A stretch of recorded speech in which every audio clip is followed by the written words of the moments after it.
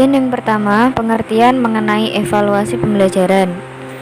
Evaluasi pembelajaran sendiri merupakan gabungan dari dua kata, yaitu evaluasi dan pembelajaran. Kata evaluasi berasal dari bahasa Inggris yaitu evaluation, yang artinya suatu tindakan untuk menentukan nilai dari sesuatu yang berakhir dengan mengambil suatu keputusan. Atau dapat diartikan pula bahwa evaluasi yaitu evaluasi terhadap data yang dikumpulkan dari hasil penilaian. Sedangkan kata pembelajaran memiliki arti sebuah usaha sadar dari seorang pendidik untuk membelajarkan siswanya dalam rangka tujuan yang diharapkan. Jadi, evaluasi pembelajaran dapat diartikan sebagai kegiatan atau proses untuk menentukan sampai sejauh mana kegiatan pembelajaran telah mencapai tujuan yang telah ditetapkan. Baiklah, selanjutnya saya akan menjelaskan tentang fungsi evaluasi pembelajaran. Fungsi evaluasi pembelajaran ini dibagi menjadi 4. Yang pertama yaitu selektif. Yang kedua diagnostik, yaitu mengetahui kelemahan siswa dan sebab-sebab kelemahan dari siswa tersebut. Yang ketiga yaitu penempatan.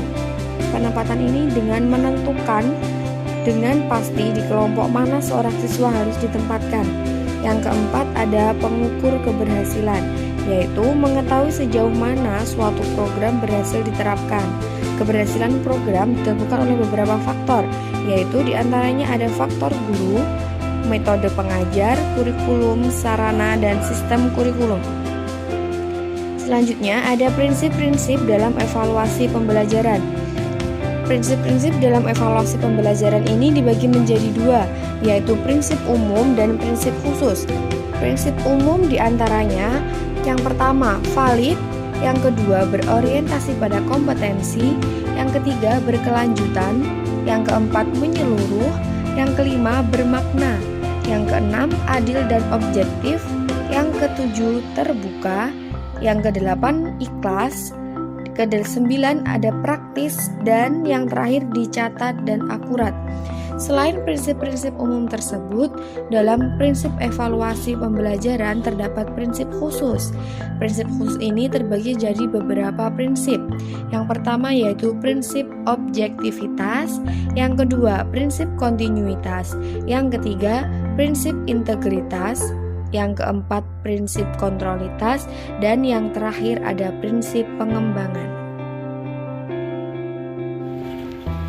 Materi selanjutnya adalah pendekatan dalam evaluasi pembelajaran.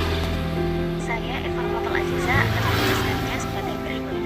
Yang pertama ada pendekatan tradisional.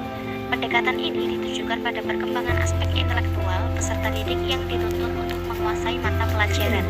Kegiatan-kegiatan juga lebih difokuskan pada komponen produk, sedangkan komponen proses cenderung diabaikan. Yang kedua adalah pendekatan sistem. Pembahasan dalam pendekatan ini lebih difokuskan pada komponen evaluasi, yang meliputi komponen kebutuhan dan visibility, komponen input, komponen proses, dan komponen produk. Pendekatan dalam evaluasi pembelajaran yang ketiga adalah Criterion Reference Evaluation, atau lebih dikenal dengan penilaian acuan patokan atau PAP.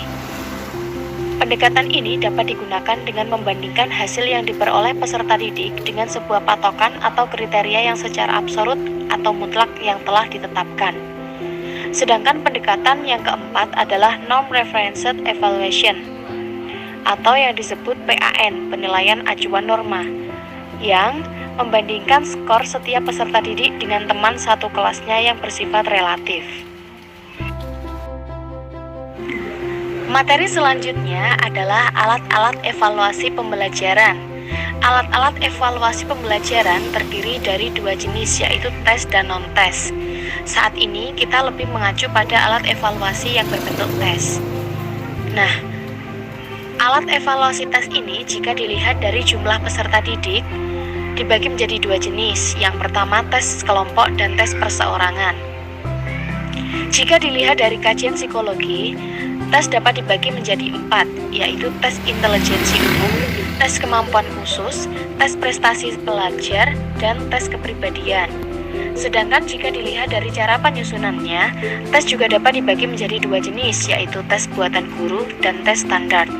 Selanjutnya, jika dilihat dari bentuk jawaban peserta didik, tes dibagi menjadi 3 jenis, yakni tes tertulis, tes lisan, dan tes tindakan. Sementara yang tergolong teknik non-tes adalah skala bertingkat atau rating scale, skala sikap atau attitude scale, kuesioner, daftar cocok atau checklist, wawancara atau interview, dan riwayat hidup. Alat-alat evaluasi pembelajaran yang berbentuk tes dibagi lagi menjadi 2. Yang pertama, tes bentuk uraian, dan yang kedua, tes bentuk objektif. Kaidah-kaidah yang perlu diperhatikan dalam merumuskan soal-soal bentuk uraian antara lain, rumusan soal-soal hendaknya jelas dan juga cukup singkat. Sedangkan dalam tes bentuk objektif, soal-soal yang berbentuk objektif ini dikenal dengan bentuk benar atau salah, pilihan ganda, menjodohkan, dan melengkapi ataupun isian. You were throwing pebbles in my day.